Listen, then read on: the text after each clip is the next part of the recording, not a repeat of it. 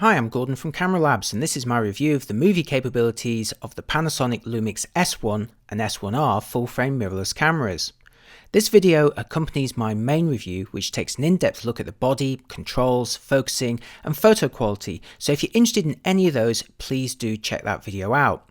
But as promised, this particular video you're watching right now is devoted to the movie mode only, so if you're into seeing how well they handle video, sit back and enjoy the show. The Lumix S1 and S1R can film 1080 video at 25, 30, 50 or 60p and for unlimited recording times, although interestingly 1080 is not available at 24p. So if you want 24p, you'll need to capture in 4K and downconvert it. You can film 1080 using the full sensor width or with an APS-C crop or in an even tighter 1:1 pixel mode. I'll show you how they all look in just a moment.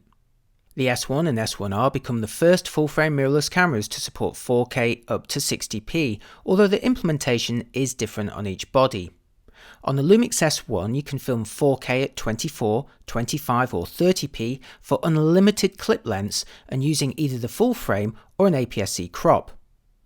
Set the S1 to 4K at 50 or 60p and the camera records a cropped APS-C area only and for clips lasting no more than 30 minutes. It's simpler for the S1R, which applies the same crop and clip length for all of its 4K frame rates. So on the S1R you can film 4K at 24, 25, 30, 50 or 60p, all with the same fairly mild 1.09 times crop, and all for a maximum of 15 minutes per clip. Like the S1, you can also apply an optional APS-C crop when filming in 4K, and thanks to the high resolution sensor, there's even enough pixels on the S1R to allow 4K recording in the direct pixel-to-pixel mode for even tighter coverage. Again, I'll demonstrate these in practice in a moment. Now, there's a lot to digest there, but it's worth reiterating the unlimited recording time for 4K up to 30p on the S1, as no other full-frame camera allows it. On a 64GB card, I squeezed a single 4K 25p clip lasting just under 90 minutes before running out of memory, and then almost the same again on a new 64GB card before the battery ran out.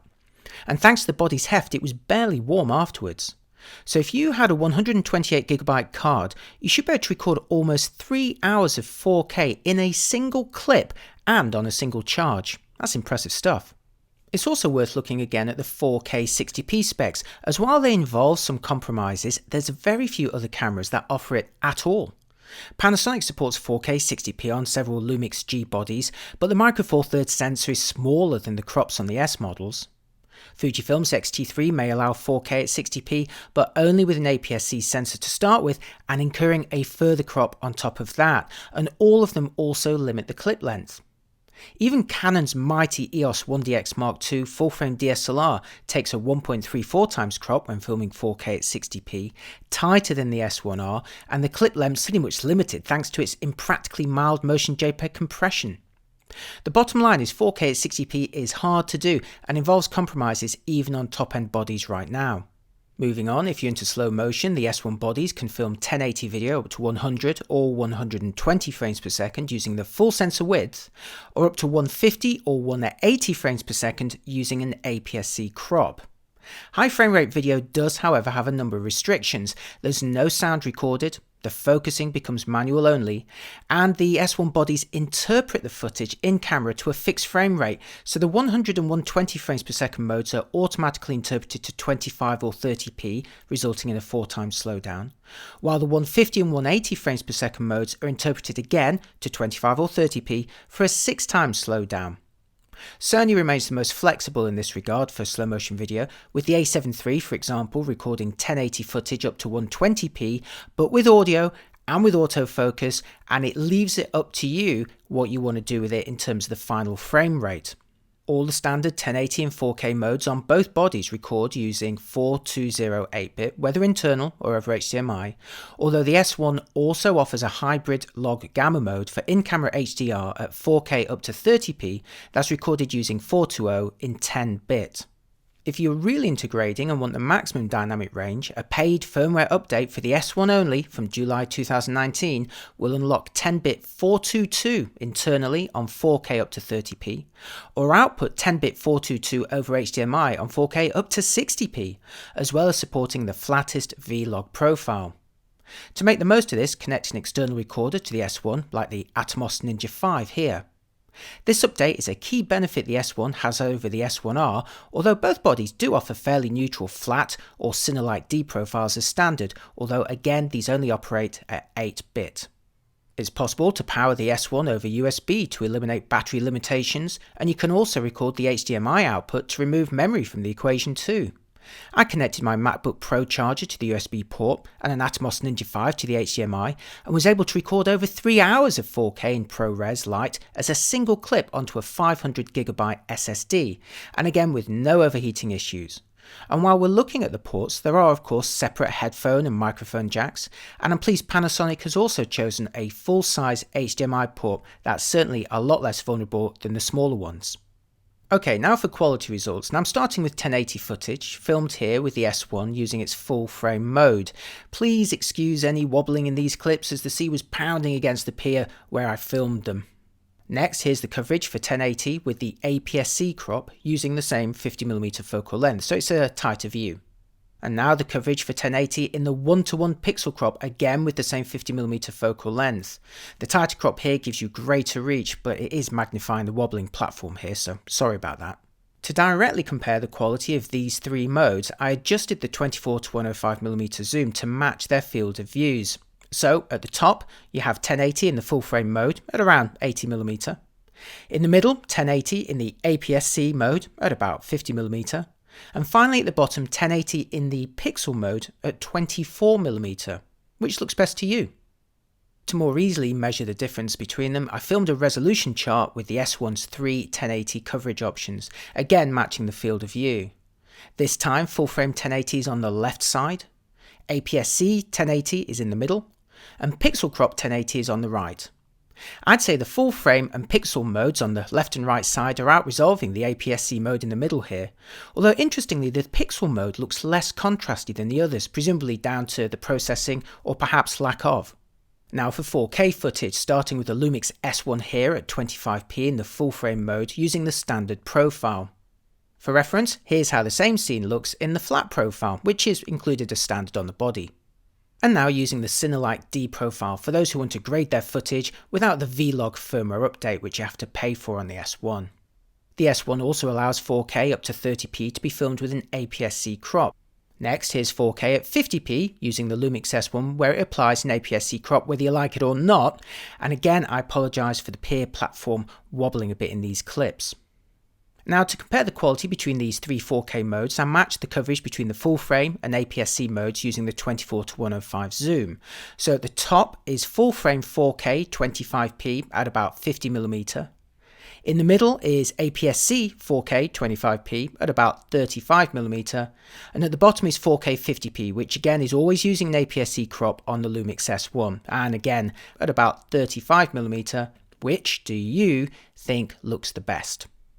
And now for a more formal comparison with the resolution chart with full frame 4K 25p on the left, APS-C 4K 25p in the middle, and 4K 50p on the right, which again uses an APS-C crop. I'd say the full frame 25p on the left is comfortably out-resolving the two APS-C modes here, which makes sense as the S1 can oversample from the full frame data. Now it's the turn of the Lumix S1R, starting with a coverage comparison first in 1080 video here, using the full frame coverage at 50mm. Next, here's the S1R filming in 4K, where it applies a mild 1.09 times crop for all frame rates between 24 and 60p, so you can see it's a little bit tighter than the 1080 footage a minute ago. To compare their quality, I used the 70-200mm zoom to match the field of view. So at the top you have the S1R filming 4K at 25p, and at the bottom the S1R filming 1080 at 25p, with the focal length adjusted a little to match the coverage. And now for a more formal comparison using the resolution chart with the S1R 4K at 25p on the left, 4K at 50p in the middle, and 1080 at 25p on the right. From these, I'd say the two 4K frame rates are actually similar in terms of quality, but perhaps 25p has a slight edge. What do you think? Okay, so let's pitch the best quality 4K modes on the S1 and S1R against each other. Both here filming 4K at 25p using the full frame on the S1 on the left and that mild crop on the S1R on the right. Again, I'd say the S1 on the left is out-resolving the S1R on the right. Here's the S1 again on the left at 4K 25p versus the Sony a7 III on the right, also at 4K 25p, both models using their full frame modes where they perform at their best. I'd say it's pretty close, but I reckon the S1 is slightly out-resolving the a7 III here, and also edges ahead of the Canon EOS R and Nikon Z7 in 4K when I performed the same test. Next, just for fun, here's the Fujifilm X-T3 on the right, filming 4K at 25p. Now, of course, this is an APS-C camera, but it's still doing a great job for video, essentially matching the resolution from the Lumix S1 in 4K video at 25p. But again, when you compare the Lumix S1 to its full frame rivals, the S1 filming 4K using the whole sensor in 24 to 30p takes the lead in terms of resolving power, and again, it can keep recording while you have battery and memory remaining. Moving on to slow motion, here's a clip I filmed in 1080 at 100p, which the camera has interpreted to 25p for a 4x slowdown. Now there's no crop in this mode, but also no sound or continuous autofocus either, which limits its practicality. It's fine for this clip because the bird just moved sideways. In this next clip though, you can see when the bird flies away, it goes out of focus. The lack of sound and autofocus is annoying in the slow motion modes, as is the automatic interpreting in camera, but on the plus side, I measured no resolution loss on the uncropped slow motion modes up to 120p compared to normal 1080 footage.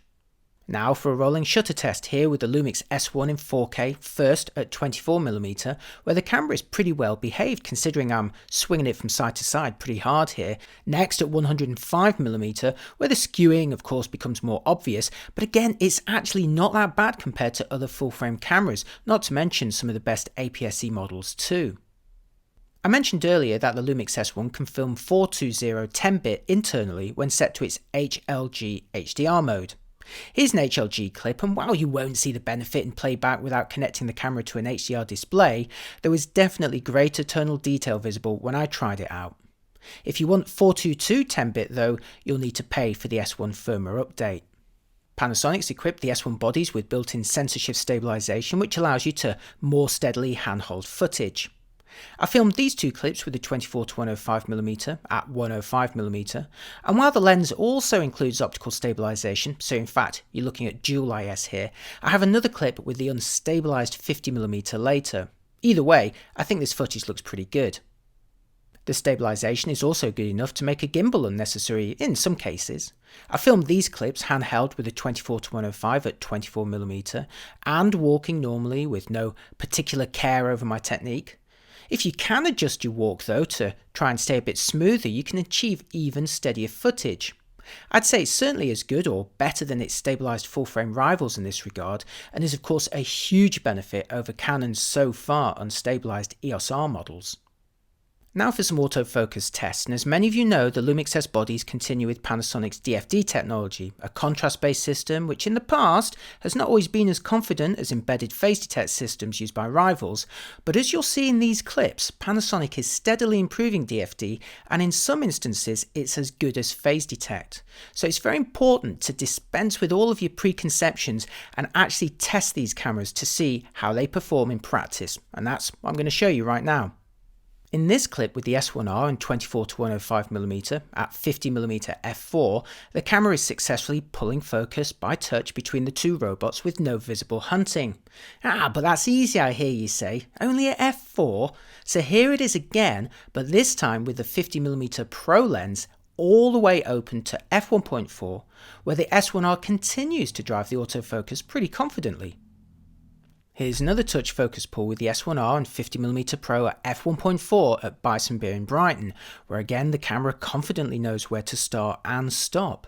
You can see it decelerate as it approaches the final resting point, perhaps to make contrast confirmation a bit easier, but also giving a nice visual effect. I'd say this looks as good as any phase detect movie autofocus I've seen from Canon or Sony. What do you think? Next up, face tracking, and in this first clip I've used an Atomos Ninja 5 to record exactly what you see when filming people with face, eye and body detection enabled. First you'll see object tracking surround me with a box before face and then eye recognition kick in at closer range. You'll also see the camera successfully keeping me in focus as I approach. It's actually filming a video clip right now, although at the closest range there's some pauses before it locks on. Now you can adjust the autofocus speed and response, and it's worth tweaking them for the best results.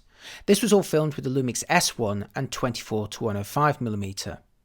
Here's another example, this time with the Lumix S1R and the 50mm Pro at a much more demanding f1.4, and again there's some occasional pauses as the AF hardware catches up with the software, which, interestingly, kept my face identified throughout this clip.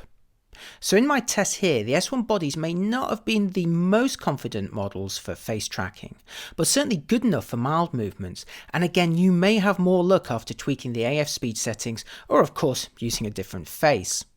The gold standard for face tracking in video though continues to be shared by Canon and Sony, and here you're looking at the Canon EOS R filming 4K with the RF 50mm f1.2, which effortlessly keeps me in focus with no hesitation or pauses. And remember, not only is this filmed at f1.2, but the crop when filming 4K on the EOS R is even less forgiving, so that makes it even more impressive. The EOS R, of course, is also the only full-frame mirrorless to currently offer a side hinge screen that can face forward, making it more desirable to vloggers or people who film pieces to camera. But of course, that didn't stop me from trying out the Lumix S1 for a quick piece to camera. Hello, I'm Gordon from Camera Labs, and this is a quick vlogging test with the Panasonic Lumix S1, coming from the rather noisy streets in Brighton's Lane. There's a bit of construction going on behind me, so please forgive that. Now the Lumix S1 is not your first choice for vlogging because it does not have a screen that flips out forward to face you, and that is frustrating because Panasonic always was one of those companies you could rely on to fit a fully articulated screen to its higher end cameras, but still it only really affects vloggers, a small number of people like me in this environment. So let's move on, because the Lumix cameras are of course very good for video. I'm filming this in the 4K 25p mode, which the Lumix S1 will film using the full sensor width, so no cropping. It will also film 4K at 50 or 60p, although it does apply an APS-C crop. So that's going to be way too tight with this lens that I'm using, which is the Lumix S 24-105mm f4. And I'm filming at 24mm f4, so this is as wide as this lens gets. I can hold it out a bit further away, but my arms are almost falling off because this body and lens combination is not particularly light. Now I'm using Panasonic's full stabilisation technology here, dual IS, so that is optical stabilisation within the lens, coupled with body-based sensor shift stabilisation within the S1 itself. So hopefully things should be looking fairly smooth and steady. I'm also holding the camera with a little mini tripod. In terms of processing, I'm using the flat photo style, although even flatter options are available if you're into grading, and I'm recording the audio with built-in microphones, although there is of course a microphone input and a headphone jack if you want to do things properly. Just wrapping up, I'm also filming this with the face and eye detection enabled, and like all Panasonic cameras, this uses a contrast-based DFD system to refocus. It can be very accurate, but what I'd like to hear from you is, having seen all of these video clips, how you think the refocusing compares in video to cameras with phase detect or dual pixel CMOS AF focusing systems. Is it as confident? Is it good enough for vlogging and pieces to camera? Let me know in the comments, and in the meantime I'll get on with this video review. I actually thought the S1 did a pretty good job in that vlogging clip, but I have 3 more videos to show you which demonstrate multiple technologies all working together.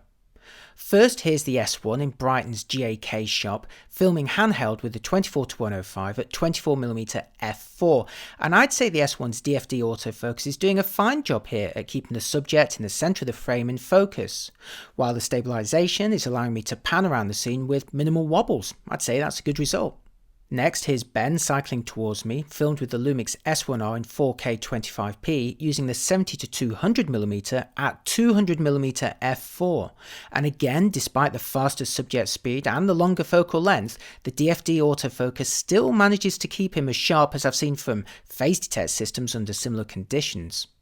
And finally, here's the S1R filming a hero product shot using the 50mm Pro at f1.4.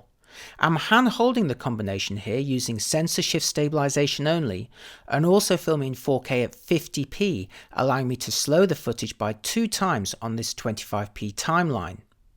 This clip also demonstrates the continuous autofocus as I move towards, around or away from the subject. I have the focus locked to a single area just above the centre here, and again I reckon it's doing a pretty good job. We're almost done, but before my final verdict, a quick nod to manual focusing. Not only do the Lumix S bodies of course have focus peaking, but they also let you choose between the usual non-linear manual focusing and a linear option with a choice of ranges too. Linear focusing allows you to more easily maintain or adjust your speed when manually focusing, and is rarely seen on most mirrorless cameras, but invaluable if you're a videographer. Okay, so you've seen all the video clips I wanted to share with you, and on the whole I'd say the Lumix S bodies represent some of the best features and performance of any cameras in their class. Both the S1 and S1R will film 4K up to 60p, and while each has some compromise above 30p, they remain very usable at the higher frame rates, and rolling shutter is also well behaved too. Both bodies feature sensor shift stabilisation, which successfully irons out the wobbles and may eliminate the need for a gimbal in some situations. Both have a decent array of connectivity, including microphone and headphone jacks, full-size HDMI, USB power delivery, and a pair of slots that can record video to both cards simultaneously. And while Panasonic continues to eschew phase detect autofocus in favour of its own DFD system, I found it working better than ever here, matching rivals for focus pulls and only falling a little behind the best models on face tracking. Of the two models, the Lumix S1 really shines for video, delivering the highest resolution of its rivals when filming 4K up to 30p using the full sensor, and unlike any other full framer at the time of writing, it will keep recording in this mode until you run out of power or memory, without any overheating issues too. The S1 also offers 10-bit HLG as standard, and can be upgraded to 422 10-bit with the optional firmware from July 2019. So what's not to like in terms of video performance? Well, I'd have preferred the 10-bit Vlog firmware update to be free. I'd find the high frame rate 1080 modes more useful if the camera didn't interpret them to 25 or 30p, plus of course if they had autofocus and sound. And most of you know I'd have also preferred the screen to face forward for filming pieces to camera, but again I appreciate others prefer the speed and discretion of a tilting mechanism.